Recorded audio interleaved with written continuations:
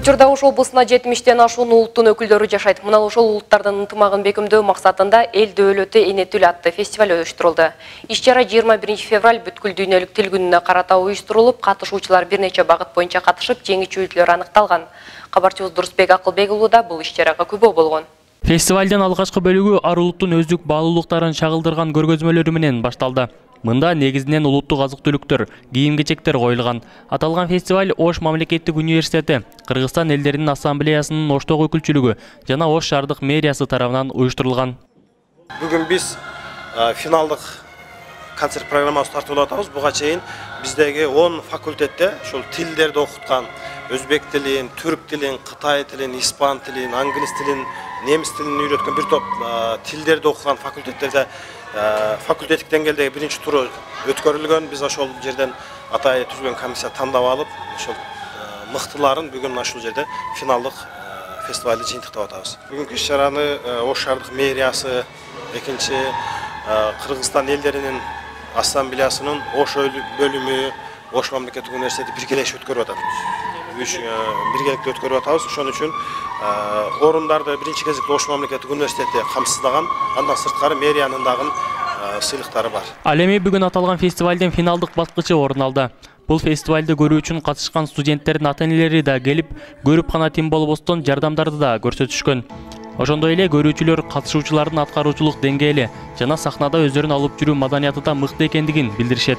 Балдарыбыз катышып атат, чалым катышып атат, өзүм катышып атам, колдоп атабыз, коңшуларым келишти. Аябай жакшына өттү концертибиз, курсанбыз. Ушундай немелерден көбүрөөк уруштуруп турсак, көбүрөөк катышып турсак, бизге ham жакшы болмок эле. Ошо кубанып отурабыз, ушундай концерттерге келип, жакшы өткөнгө сүйүнүп атабыз аябай.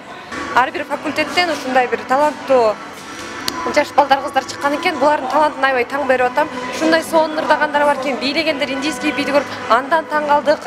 Аябай сонун уюштурулган экен. Бул мындайча айтканда Кыргыз Республикасынын өзүнүн маданияты өнүгүп келатат дегенди билдирет. Аябай чоң кубанычта болуп көрүп отурабыз. Кантипи булар өздөрү аткарганда ошонун жан дүйнөсүнө менен өздөрүнө сиңирип, сезип аткарышат экен. Бул көрүп турган адамдын өзүнө тартат экен, кызыктырат экен, ошонусу жакты бизге. Катышуучулар жалпысынан улуттук бий, хор, музыкалык аспаптын коштоосунда улуттук ырларды аткаруу жана өз эне тилин даңктаган көркөм окуу болуп 4 багытта атсалышкан. Мындай иш-чаралар улуттар аралык достукту бекемдеп, ынтымакты чыңдоого зор салым кошот дешет катышуучулар. Биздин даярдыгыбызга болжол менен 2 жумадай убакыт кетти. 2 жума даярдандык. Иш-чаранын өзгөчөлүгү эмне болду? Башка улуттар менен болгон мындай достук пайда болду. Биз билбеген, көрбөгөн адамдар менен тааныштык, достоштук. Ошо кыскача. Ошонусу.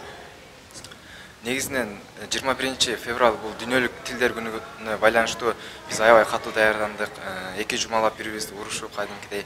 Анан ушул жыйынтыгы ушундай болду. Экинчи орунду алабыз деп биз деле ойлогон эмеспиз, бирок тилекке каршы бардыгы күтүүсүздөн болду.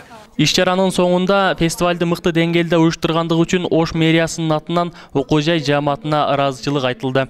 Ошондой эле алгачкы орунду алган студенттерге диплом жана акчалай сыйлыктар тапшырылды. Алсак, былтыр 2019 жылы мамлекеттик тилдин 30 жылдыгы белгиленип, анда да окуу жай жааматы жигердүү катышкан. Кошумчалай келсек, учурда Ошмуда 21 улуттун өкүлдөрү билим алат. Ал эми Кыргызстандын бардык жогорку окуу жайларында, мамлекеттик мекемелерде бул майрам жыл сайын белгиленет. Дурусбек Акылбек уулу, Дарманбек Жаңыбай уулу, Ошмо жаңылыктары.